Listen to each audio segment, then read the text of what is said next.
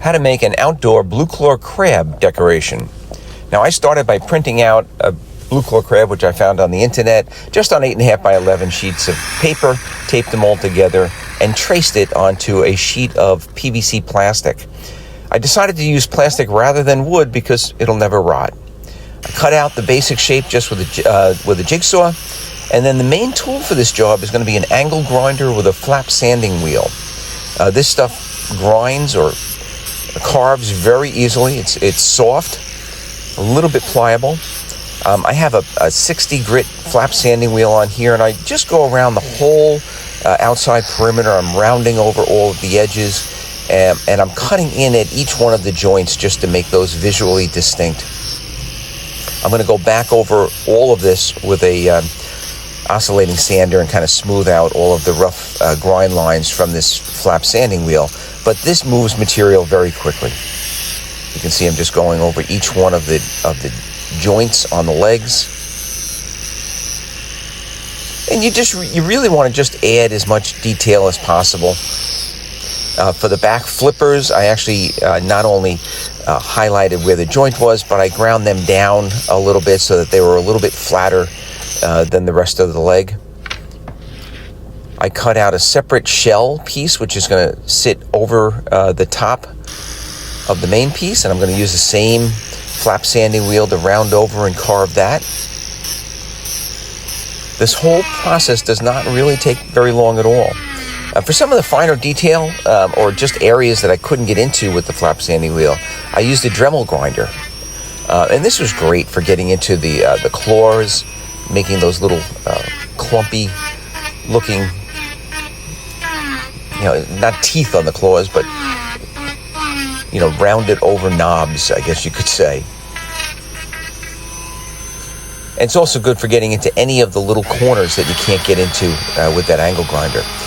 So to finish it off, I use an oscillating sander. I started with an 80 grit paper, and this is not a long process. I just sanded the entire areas with the 80 grit and then went back over it with a 120.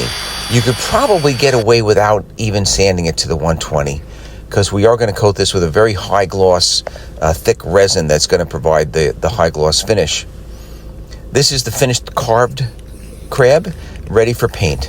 So I'm going to give the legs and the claws a base paint of a light tan. I'm not painting the center of the crab because that's where I'm going to glue the shell in place. Then I added a little bit of blue to the claws, hence the name Blue Claw Crab. And if you overspray or if you put too much, you can always just go back over it and spray the tan again.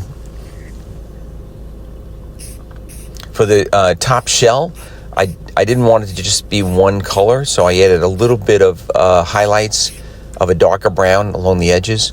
And then I'm using a Bondo, a fiberglass Bondo, to glue the two parts together. You could probably glue this with almost any type of epoxy. I just happen to like the Bondo product, and I use it for a lot of my projects. I'm going to press the top shell. I'm going to line it up exactly where I want it, and then I'm just going to press it down. You could clamp this down if you wanted to, or just put some weights on it. It doesn't take all that long to dry, half hour, an hour. And then to finish this off, I'm using a very high gloss, durable resin finish. I use TotalBoat.com's Maker Epoxy. It's a 2-part epoxy. You mix it slowly for 5 minutes. Then you pour it on, spread it out with a disposable paintbrush. And then just to get out any of the bubbles that are kind of trapped in the mix and to end up with a really high gloss finish, I go over the whole thing with a butane torch.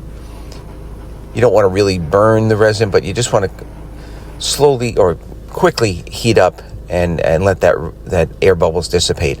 When it was all done, before that resin dried, I didn't like how bland some of the colors were. So I went back over the blue and I went back over the brown, and I added some resin dye, some pearl resin dye in both brown and blue, and just kind of dabbed it on.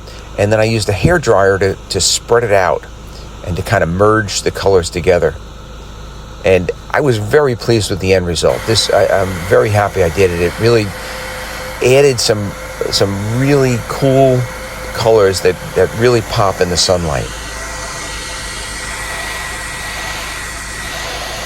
You can see how that hot air just kind of pushes that resin color and allows you to really work with it.